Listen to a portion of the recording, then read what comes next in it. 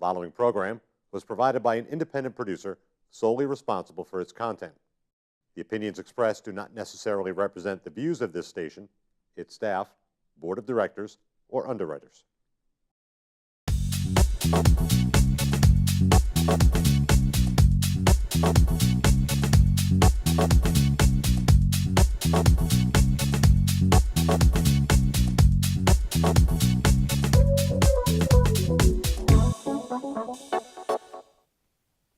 Hello, and thanks for tuning in to Let's Talk Beauty. I'm Sharon, and I stopped in to see Cheryl of Fresh of Nashua in downtown Main Street, and she gave me this fabulous black top with this fabulous necklace. Isn't it nice? It's beautiful, yes. Gorgeous. I love the silver. So what I love really about a lot of her clothing there too, I want to point out, is it's wrinkle-free. You can toss it up in a suitcase, throw it in there, and it's going to come out just like this. So I actually really love her stuff there. You should go check her out. So I actually have a guest co-host today, Dr. Sullivan of Main Street Wellness Chiropractor. Mm-hmm. Thanks for being my Thank you for having sidekick me today. So we're going to have a lot of fun today, and we are going to introduce in a few moments Micci of Lifelong Fitness. That's right, Lifelong Fitness of Hollis, New Hampshire. So what's been new? What's happening with the chiropractor and all that stuff? You guys busy? We're very busy at the practice, yes. You have some new wellness trainings going on? We have a cleanse coming up, purification program coming up next month. Okay. So it's good for the summer, like you and I were talking about. Yeah. What's the date on that? Do you have the date It's yet? July 13th. It's a Tuesday night, so there's a free workshop for anybody that just wants to know what purification is, and no gimmicks, and real food, and good stuff. So if anybody wants to sign up, they can they can go right to our website or call and let Molly know. She's my office manager. She'll put you on the list. Okay. I know we were just talking before the show about, which we'll get into in this conversation with Ann, that I am going to be doing a fitness competition, more of a swimsuit competition, but it's actually going to be a lot of work, and talking to you about wellness and vitamins and a plan that you can help me, get started on my journey. Yes. Well, I think for your competition, it's all about muscle, having nice muscle definition. And a lot of us have poor diets and maybe too much sugar, and it makes us look bloated. Yeah. And so if you eat the high protein, real foods, I always say if it has a mother or father, came from the ground, eat it, okay? Potatoes and Pringles, probably aren't a good choice. Right. So potatoes are not Pringles, and Pringles are not a food. I know, right? So it's good. It's good. It's all real food. It's not gimmicks. It's not packaged foods. That really, I don't think you should eat anything that's been in a package on a shelf for 6 months. It's not real food. I know. It's amazing how long the dates last on certain things. I'm like. Yeah. Only if we knew there were a crisis was going to happen, I'd maybe go buy a few of those items. But other than that, no, there's nothing like that in my house. Yeah, maybe during a nuclear war, they need a Twinkie, but other than that, right? Lasts forever. Yeah, they have a half-life of 150 years or something. Yeah. So that's funny. All right, so we're going to welcome Ann Micci to the show. So welcome to our show again, Ann. How you doing? Thank you. I'm doing great, thank you. What's new in the fitness world? Busy also, very busy, and I've had some new clients coming in again. It's this time of year that people, I put a sign out front that said, "Are you ready for sleeveless weather?" So everybody said, "Oh my gosh, you've got to see my arms. I have to put on a sleeveless shirt." So that inspires people to start thinking it's time to think about what my arms look like. And your arms look fabulous, of course. Thank you. I'm envious. I have arm envy. Arm envy. Yes. It's my job. And as I mentioned before when I was on the show, I said, I look at myself like a sculptor. And I've always been inspired to continue to work out because every time I go into the gym, I do something different that's going to bring out muscles differently. And I'm inspired to continue to look like I play the part by sculpting my muscles. And today, if I do this exercise, I see my shoulders differently. Or if I keep my body fat down, I see my biceps differently. And then, as I said before, sometimes I eat too much, and then I realize I put too much clay in that sculpture. Yeah, right? And it's a good point. I packed the sculpture too much that day. So, but I'm inspired to continue to work out because I feel like it's almost like an artist. It's different than just going in and throwing the weights around. So it's a little different approach to things that I look at it. But mostly because it's my job that I have to be believable. So I I look at it more of that way. But being disciplined with making sure that you get a workout in all the time is really the key to having a fit body. You know, it's making sure that you eat well, as you were talking about, making sure that you work out on a regular basis, and then it all comes together. I work out with heavy weights. This is the biggest you could possibly get as a female naturally. If you eat a clean diet and you work out on a regular basis, you'll get sculpted muscles, but you won't get like Arnold. You can't. A woman can't get big unless you eat a lot and lift a lot. So a lot of people's fears when they go to work out on a regular basis is, oh, I'm going to get so big. Well, you only get so big if you eat a lot and lift a lot. So if you're eating 10,000 calories and you're lifting a lot of weight, then you're going to be bulking up with fat inside and outside the muscle on top of the muscle itself. So eating a lot, as in what kind of foods? Do you think somebody that really wants to bulk up, to be big, what kind of foods would she have to eat? Well, I generally suggest that you do 35% of your diet as protein, 25% of it as carbohydrates, and 40% of it as fat, which gets everybody shocked because it doesn't make sense. Your diet should be comprised of a lot of fat because it's healthy fat. Oily fishes, including salmon. You have avocados, black olives, nuts and seeds, nut butters. And that will actually make you lose weight because it helps balance out your hormones and helps your body stay satiated longer and makes you feel, makes your skin look better, and so on and so forth. So olive oil included. So don't use your fat sparingly. You want to do it the other way around. 35% protein, because that's what builds the muscle, and that's what makes your body grow, and that's what makes your bones grow, and that's what keeps you healthy. And then 25% carbohydrates, and that's what throws people off because that's exactly opposite of what we do in our diets. We eat a lot of bread, we eat a lot of pasta, we eat a lot of foods like high sugar fruits and vegetables, whereas you want to take choices of a lot of greens and a lot of low sugar vegetables. You can have berries because it takes more energy to eat the berries and digest the berries than it does actually the caloric intake of the berries themselves. But eating things that are high in sugar, like bananas and things like that, are going to add to your carbohydrate load. I always tell people there's a website called Fat Secret, and you can go to that website and type in whatever you're eating, and it will come up with a whole nutritional label. Or you can just type into the computer banana, and it will come up with a whole nutritional label and telling you what calories you're eating. But do it in more, not just in a banana. Do it in the big things you're eating, like the muffin from Dunkin' Donuts, where it's 700 calories and 54 grams of fat or 80 grams of fat. That's where you're really getting in trouble. Yeah. So try to eat as clean as possible and make sure you get enough protein and enough healthy fats. And that's the two key things. And then really try to limit the amount of carbohydrates, because just in the bread alone, there's somewhere between 16 and 20 grams of carbohydrates in one slice of bread. So you have a slice of toast for breakfast, you have 2 slices for your sandwich, and then you have a dinner roll for dinner. And if it's 20 grams of carbohydrates each, you've eaten 80 grams of carbohydrates just in the bread. Yeah. And really, realistically, in a diet of around 1,400 calories, you should only have about 87 grams of carbs a day. And you've already eaten it all in bread, and you haven't touched anything else yet, even a banana. Right. So, that's how you get in trouble. So people think bananas are healthy for them because it's a fruit. Right, and it's not. And bananas are yummy. Yeah, bananas they're yummy in a lot of things. Oh, yeah, absolutely. But people, they don't understand that a lot of these fruits are high in sugar, so you have to be very careful. Absolutely. Of how much you're taking of.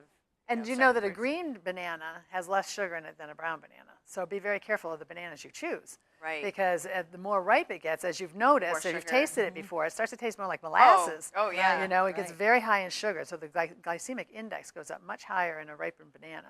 So if you're going to choose one, have it more green, and have a half of one. You don't have to have a whole one.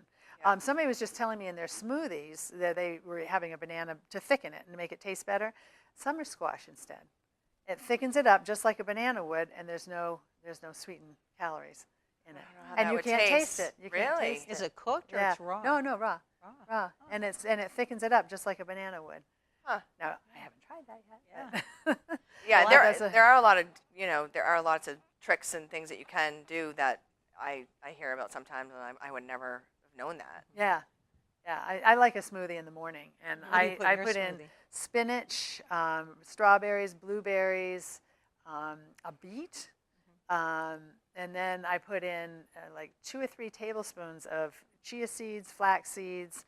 I put in kefir, which is like yogurt, but it's a higher in probiotic, and coconut water. Now I've added other things. I put in ginger. Sometimes I put in a carrot, but carrots are sweeter. A beet's pretty sweet too, but there's a lot more benefits in the beet than there is in some of the other things. Sometimes I put in cucumbers. I put in a lot of different things.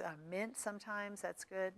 Do you But, what do you do? Protein powders, protein shakes? I don't usually. There's a protein powder that I bought recently that doesn't have a lot of flavor, which I would add that, but I have it at work, not at home, so I never think to add it.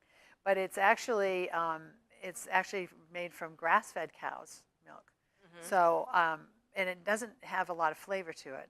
A lot of the protein powders are really strong vanilla flavor, and the protein shake that I make in the morning is more berry flavored, so I can't imagine eating vanilla flavoring in it. So I never did that. Well, that's what I've been doing is I just got back into doing the protein shakes, in the morning, especially after I work out, maybe even before I go work out, because I'm told, make sure you're doing your protein shakes, especially Because if you're you're back lifting. to eating a lot of protein. Yeah, you need, I'm not having, plus the food that I'm eating, Right. you know what I mean? So, but I've done that before too, where I've had the spinach in the morning with the blueberries and added, some natural honey in there too. Right. Sometimes to give it a little sweetness.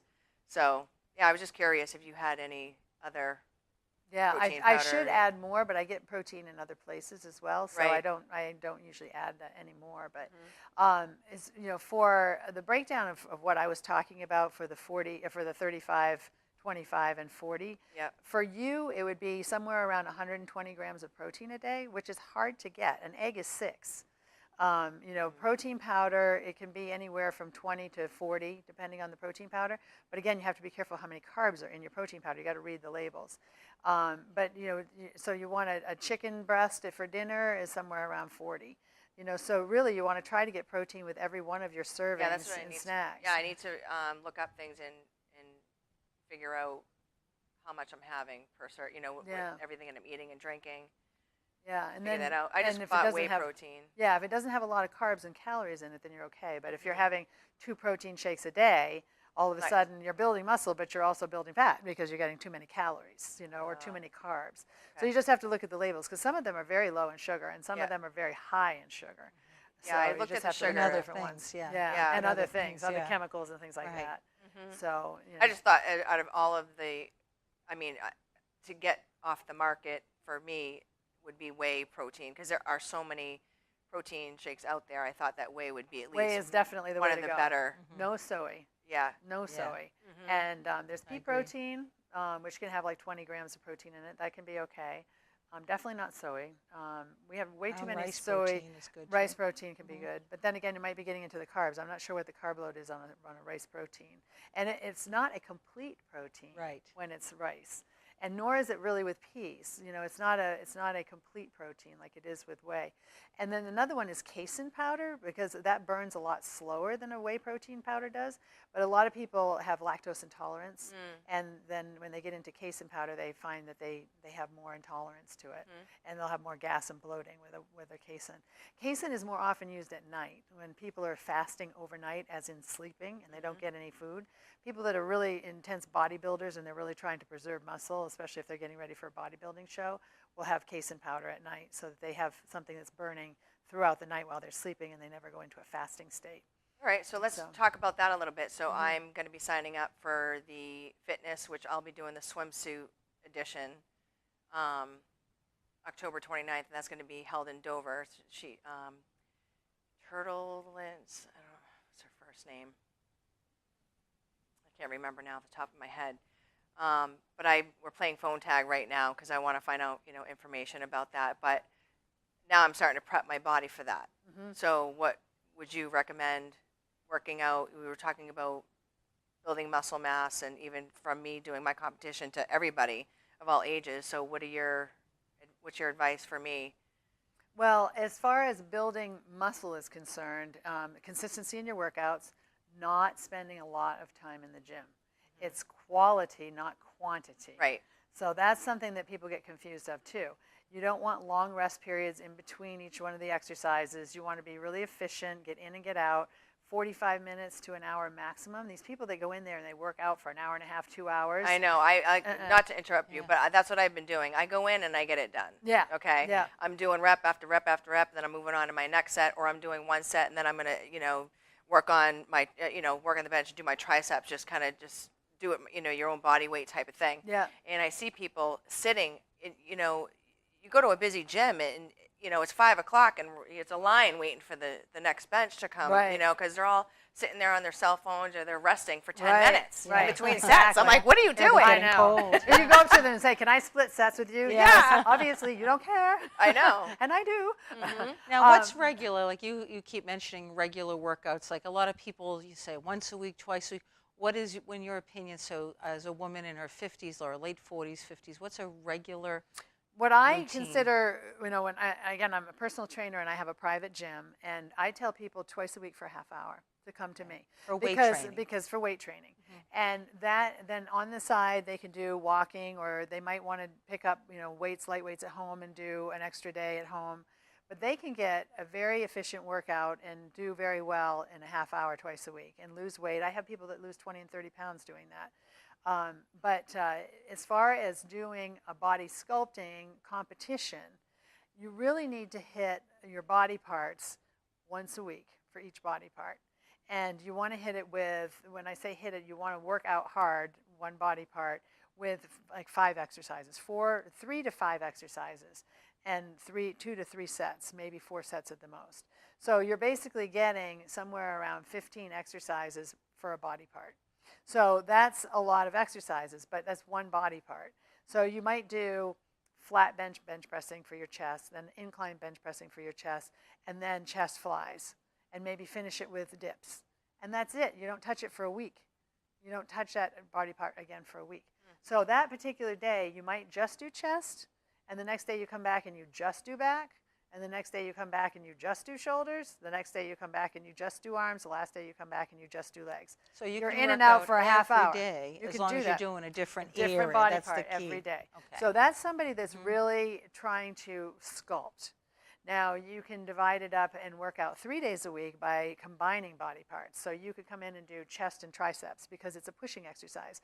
So when you're doing your chest, you're pushing to get that weight up, and therefore that involves your triceps, which is the back of your arm, which is part of a pushing movement. Those are the So granny you wings. can, yes, Yeah. exactly. I have them. I have a woman that called them the Hey Betties. Yeah. Flying up in the air, Hey Yeah. Betty. So you could do those 2 exercises back to back, and then leave.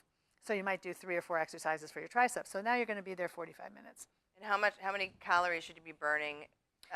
Would in you cardio? believe with doing just those exercises with your weight training, you're going to burn 300 calories just in the weight training, and then your That's cardio, good to know because cardio. Sometimes you could burn 300 calories again. Yeah. That's why you don't want to spend a long time in there, because what happens is if you spend a long time, I don't know if you just read an article maybe a month ago about The Biggest Losers, and they had an article in there about the fact that they were doing these long intensive exercises and then crash dieting.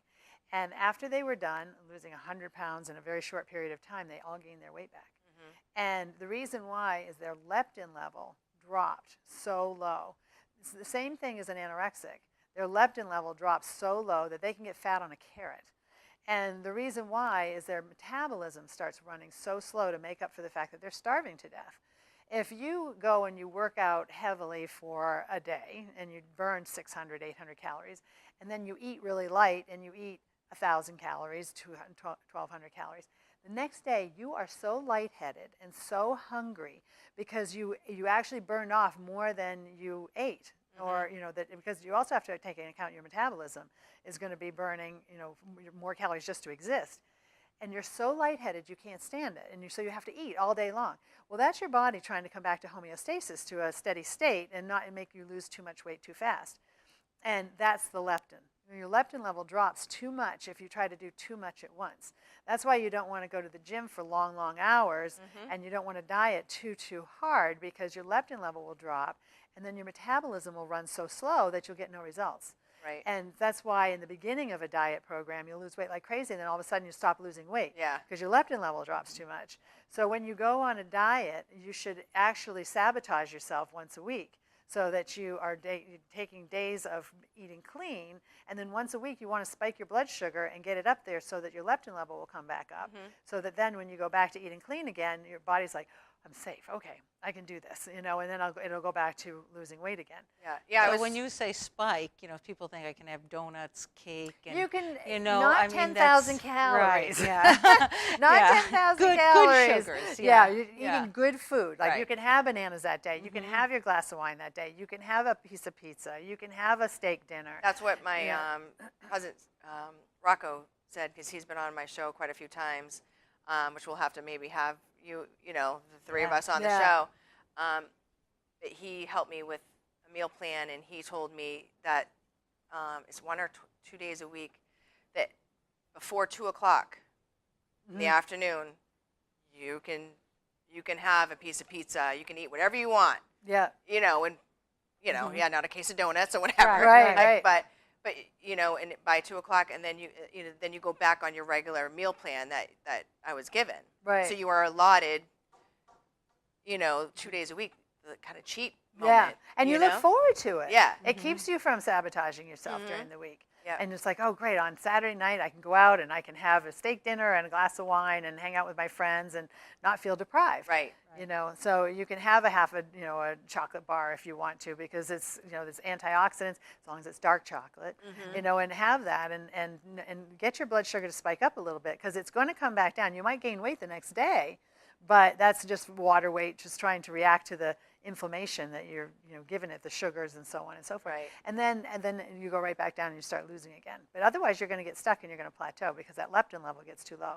So what happened with all these people that went on to The Biggest Losers is that their leptin level got so low that even if they got down to my size or your size, what would happen is that they could not eat the same calories we were eating, because their metabolism was running so slow. So they couldn't go on a normal diet. They had to eat 500 calories less than we do just to maintain their slow metabolism. Yeah. So of course they not only went back to what we were eating, but more, because that's what they used to eat, and they gained all their weight back almost immediately. Sad.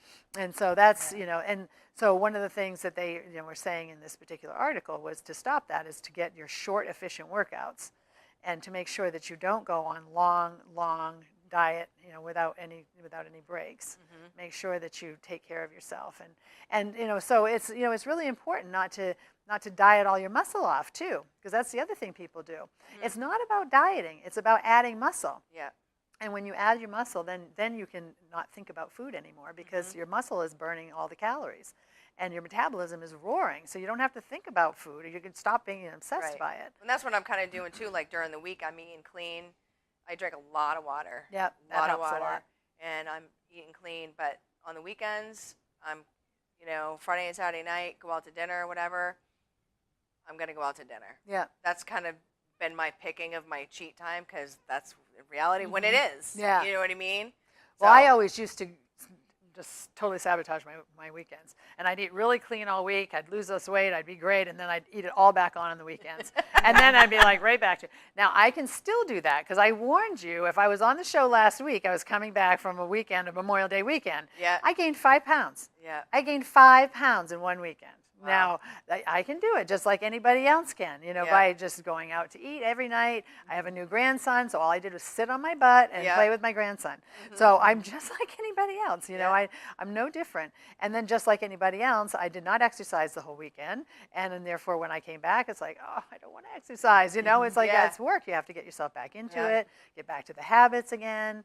And, then once you get started and you get going, all of a sudden, 2 pounds are off, and then 3 pounds are off, and because And that's just by you getting back in your regular get back routine. into the routine. Yeah. And then just eating a couple of days of light food again. Yeah. So yesterday, what I did was I did sprinting on the treadmill, and that is one of the fastest ways to get your weight off. If you've ever seen somebody who is a sprinter, they are so muscular. It's high intensity interval training. Now you so you're can't running and start walking, out that right? right, run and walk. You can't start your exercise program doing that. It's not safe to start out running and walking. But you can run for 10 seconds or 5 seconds and then walk for a minute. and start out that way. Or you can walk a high hill and do interval training on a treadmill doing a 2% grade, a 4% grade. Every 30 seconds you go up by 2. I start out at a faster pace walk, and every time I raise the grade by 2, I have to drop the speed by 1 because I can't walk that fast by the time I get up to a 12% grade. Yeah. But so I do it that way sometimes, and then the other times I do sprinting. But that's the fastest way for me to take weight off. Yeah. Just doing steady state cardio, I don't get anything out of that. And, Yeah. and historically, all the research that's ever been done, you might lose 2 pounds a year doing steady state cardio. There's no research to show that any steady state cardio has done any improvements on weight loss. In adding weights is where you get the weight loss. Right. Because what happens is the two things that work the most is your high intensity interval training, which you're doing the sprinting, or the hills, where your heart rate goes way up and it comes way down. Again, you have to clear that with a doctor. You don't want to start doing that unless you know your heart is safe. You want to make sure that your joints are safe, so if you can't run, you walk. But doing that high heart rate, low heart rate, high heart rate, low heart rate, that makes you go into anaerobic state without oxygen. So for a minute or 30 seconds or however long it is, you are overwhelmed, and then you bring it right back down. And then you get overwhelmed, and you bring it right back down, and you walk. And the walking is the most important part because it allows your heart rate to come back down so you can recover and then go right back into the same high intensity again, and even if it's only 30 seconds. And then after the fact, you go into a state of EPIC, exercise post-oxygen consumption. And that means that your body is going to take up to 48 hours to recover all the oxygen that it lost in that short period of workout. And the workout is no more than 20 to 30 minutes. You don't spend any more than that, and you don't do it more than twice a week because your body needs that time to recover. Rest and recovery is when you actually gain. You don't gain it when you're exercising. You know, you don't make gains when you're exercising. So the other time that happens is when you're working out hard because the muscle loses all of its oxygen, one muscle at a time, not your whole body. So your head doesn't get overwhelmed, but the muscle does. You feel it burn. You feel that muscle burn. The muscle is losing its oxygen. It takes 48 hours for it to recover from that.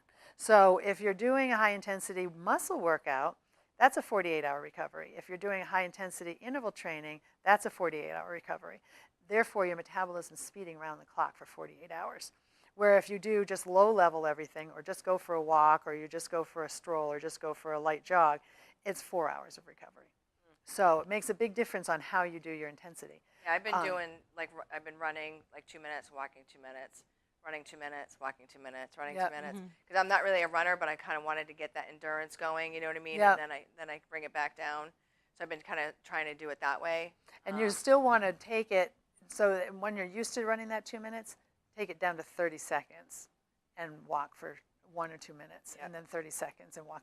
And so, but 30 seconds, you want to crank it up because it's only 30 seconds, so you can crank it up. As long as you know your joints are safe. Because 2 minutes is too long. Your anaerobic pathway is only 30 to 90 seconds. And then you're tapping into your aerobic pathway, which is a whole different system of energizing your muscles. Right. And then, so when you do the anaerobic pathway, that's when you get into that exercise post-oxygen consumption. You go tap into the aerobic pathway, and now you're like a marathon runner. And you don't see very many muscular marathon runners. No. You see skinny ones because they don't have any muscle. You see heavy ones because they eat too much and they don't, they don't gain muscle. They actually losing muscle.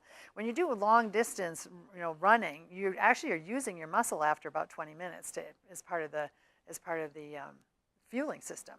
So it's Well, this is the end of our show. Already? Yes, yeah. Can you believe it? Wow. Very interesting. Well, thanks for co-hosting. Thank you for having me. We will having see me. you again next week. Thanks for being our guest again. Thank you. There's always so much to talk about, so I know. we'll definitely be doing it tap again. into it. I know, right? I was thinking I have so much to say. Where do I start? All right. Thanks for tuning in. Thank you.